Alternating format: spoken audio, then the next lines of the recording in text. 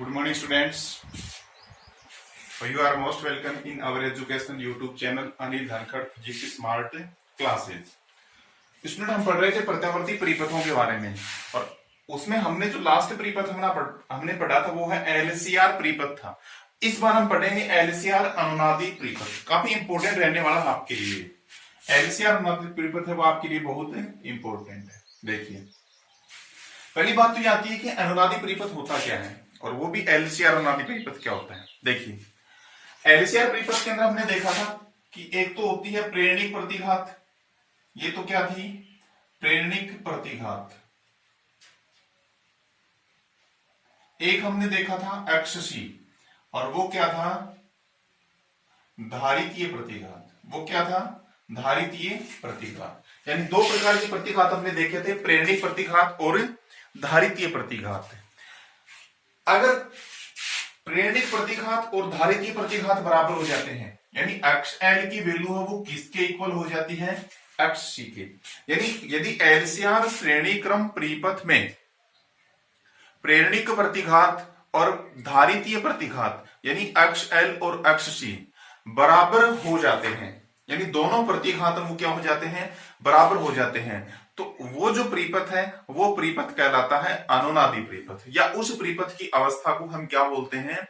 अनुनाद की अवस्था बोलते हैं।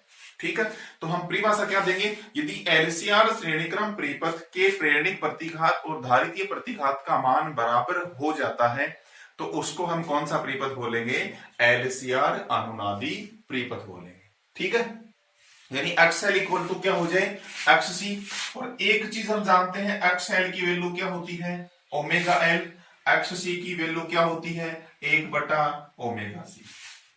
ठीक है, और अनुनाद की अवस्था में, अनुनाद को हम इंग्लिश में बोलते हैं रिजोनेंस, इसलिए हम इसको R से लिख देते हैं। तो इस आवृत्ति को मैं भी क्या लिख देता हूं? R लिख देता हूं। इस आवृत्ति को भी ओमेगा R लिख देता हूं। ओमेगा R का मतलब ये अनुनादी आवृत्तियां हैं, यानी वो जो परिपथ है वो कौन सी अवस्था में है? अनुनाद की अवस्था में है।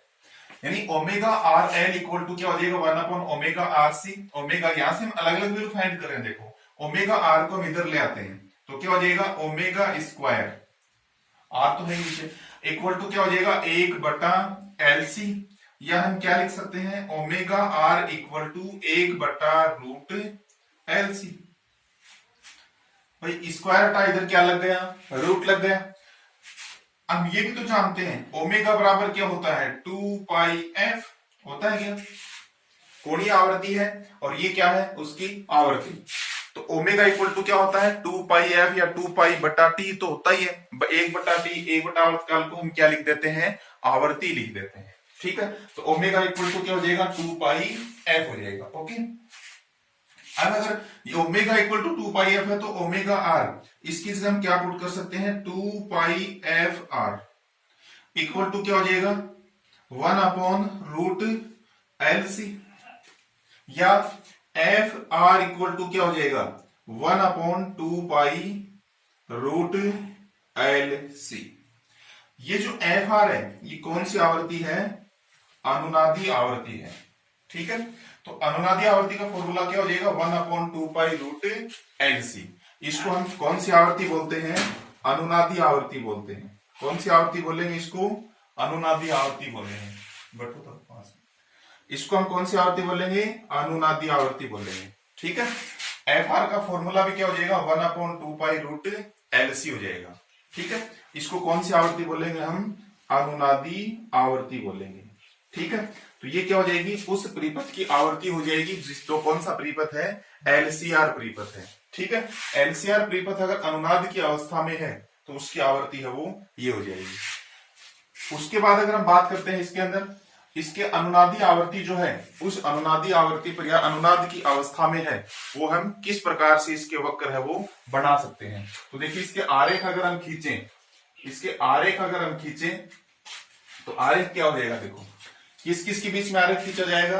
धारा के बीच में, आवृत्ति के बीच में, प्रतिबाधा के बीच में और आवृत्ति के बीच में।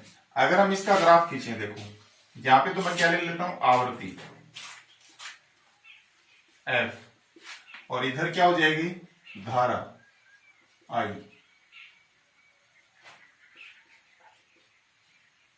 इसमें अगर हम ग्राफ खींचते हैं, देखो सबसे पहले यहाँ पे 0 है इसका मान, धीरे धीरे इसका मान बढ़ता है, फिर इसके मान में क्या आती है, कमी आती है।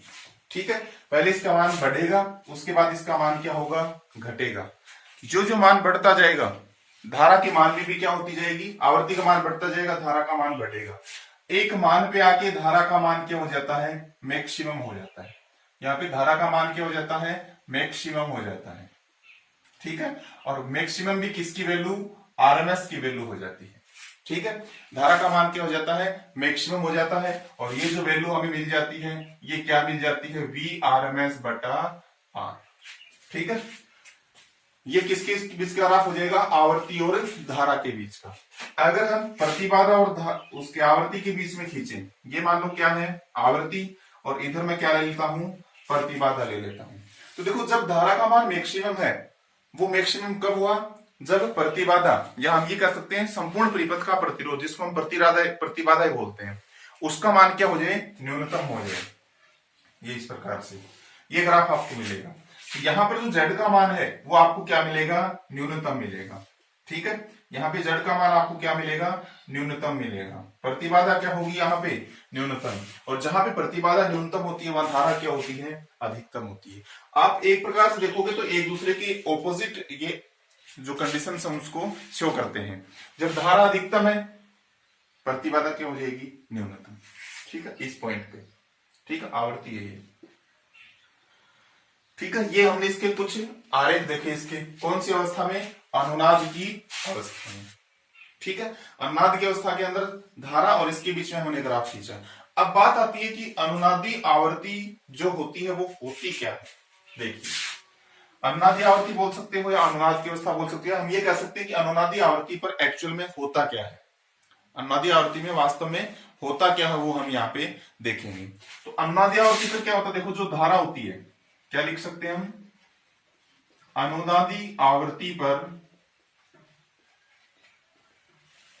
अनुनादी आवर्ती पर धारा, अनुनादी आवर्ती पर धारा जो होती है वो अपने अधिकतम मान, धारा अधिकतम मान पर होती है। ठीक है, धारा क्या होती है, अपने अधिकतम मान पर होती है, और प्रतिबाधा क्या होती है, न्यूनतम, और उसकी वैल्यू भी किसके इक्वल हो जाएगी। अगर z का फॉर्मूला मैं आपको लिख के बताऊं तो z बराबर हमने एलसीआर में क्या पढ़ा था, root R square plus X L minus X C की होल स्क्वायर, ऐसे कुछ पढ़ा था। जब एक्स एल और एक्स सी क्या हो जाएंगे, इक्वल, तो ये पूरी वैल्यू क्या हो जाएगी, 0, आर स्क्वायर की रूट की वैल्यू क्या हो जाएगी, आर। इससे कम प्रतिबाधा नहीं हो सकती। ठीक है, अधिकतम मान पर होती है, और प्रतिबाधा क्या होती है, अपने न्यूनतम मान पर। और यहाँ पर जो अधिकतम मान धारा का होता है वो आरएमएस का अधिकतम मान होता है, वर्ग माध्य मूल मान का अधिकतम मान होता है। ठीक है, ऐसे अगर इसके अंदर बातचीत इस प्रकार से हम करते जाएं, बातें इसके अंदर अगर हम इस प्रकार से करते जाएंगे तो देखो आगे होता क्या जाएगा, वो देखते रहना। देखिए, इसके अंदर हम बात करेंगे अब एलसीआर के अनुनादी अवस्था के अंदर जो अर्ध शक्ति आवर्तियां जो होती हैं। एक और टॉपिक की ओर मैं आपको लेके जा रहा हूं, और वो जो टॉपिक अपना है, चलो यही बता देता हूं, अर्ध शक्ति आवर्ती, अर्ध शक्ति आवर्ती या अर्ध शक्ति आवर्ती बिंदु, अर्ध शक्ति आवर्ती या अर्ध शक्ति बिंदु।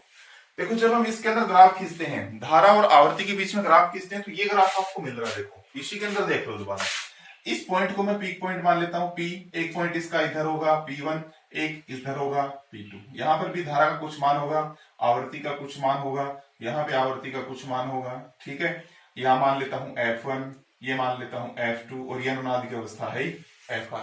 ठीक है, तो देखो इस ग्राफ के अंदर आप देखोगे तो आपको P1 और P2 एक कुछ बिंदु आपको दिखाई दे रहे, P1 और P2। ये जो P1 और P2 बिंदु है, यहाँ पे जो धारा थी IRMS मैक्सिमम, P1 और P2 पर जो धारा हमें प्राप्त होती है वो इसके अधिकतम मान की 1/√2 गुनी प्राप्त होती है। ठीक है, यानी अर्ध शक्ति आवर्ती का ये वक्र है। अर्ध शक्ति आवर्ती के वक्र में वे बिंदु जिन पर धारा का मान अधिकतम मान का 1/√2 गुणा होता है। उन बिंदुओं को हम क्या बोलते हैं? अर्ध शक्ति बिंदु। और उन बिंदुओं पर जो आवृत्ति हमें प्राप्त होती है वो कौन सी आवृत्ति कहलाती है? अर्ध शक्ति आवृत्ति कहलाती है। अर्ध शक्ति आवृत्ति कहलाती है। जहां पर देखो धारा का मान अपने खुद अधिकतम मान का 1/√2 गुणा होता है ना, वहां पर शक्ति क्या होती है? धारा तो क्या रहेगी? चलो मैं लिख देता हूं। धारा तो आपको क्या मिलेगी? अधिकतम मान की यानी मैक्सिमम वैल्यू की 1/√2 गुणी। जब धारा अपने मान की 1/√2 होती है उस समय शक्ति का सूत्र हमने पढ़ा धारा के रूप में I²R होता है। शक्ति वहां पे क्या हो जाती है? आधी हो जाती है। शक्ति वहां पे क्या हो जाती है? आधी हो जाती है। शक्ति क्या हो जाती है? आधी हो जाती है। तो जब शक्ति आधी हो जाएगी तो यानी अर्ध शक्ति, आधी शक्ति को क्या बोलेंगे? अर्ध शक्ति बोलेंगे। इसलिए इन बिंदुओं का नाम क्या पड़ा? अर्ध शक्ति बिंदु। और उस आवृत्ति यानी जहां पर शक्ति जो है परिपथ की वो अपने मान की क्या रह जाती है? आधी रह जाती है। उन बिंदुओं को अर्ध शक्ति बिंदु, और उन बिंदुओं पर जो आवृत्ति हमें मिलती है वो अर्ध शक्ति आवृत्ति कहलाती है। आई बात समझने? ये अर्ध शक्ति आवृत्ति का ग्राफ अलग से मैंने नहीं बताया, इसके अंदर आपको बता दिया। इसमें आपको अर्ध शक्ति बिंदु मिलते हैं और वो बिंदु वो होते हैं जहां पर शक्ति क्या रह जाती है? परिपथ की अपने मान की आधी रह जाती है और धारा अपने अधिकतम मान की 1/√2 गुणा रह जाती है। वो कौन से बिंदु होते हैं? अर्ध शक्ति आवर्ती बिंदु। और वहां पे जो आवृत्ति हमें मिलती है F1 और F2 जो आपको दिखाई दे रही है, ये अर्ध शक्ति आवर्ती होती है। काफी इंपॉर्टेंट ये चीज आपके लिए रहने वाली है, क्योंकि अभी हम बहुत इंपॉर्टेंट टॉपिक हम पढ़ेंगे और वो हम पढ़ेंगे बैंड चौड़ाई के बारे में। ठीक है? अगर किसी प्रकार कोई दिक्कत है तो फटाफट कमेंट कीजिए। 1 मिनट में आपके कमेंट्स है वो फटाफट देख लेता हूं। आप फटाफट कमेंट करते रहिए।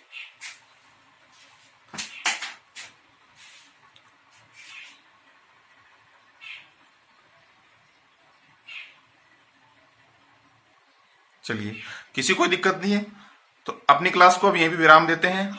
मिलते हैं एक ब्रेक के बाद और उसमें हम पढ़ेंगे बैंड चौड़ाई।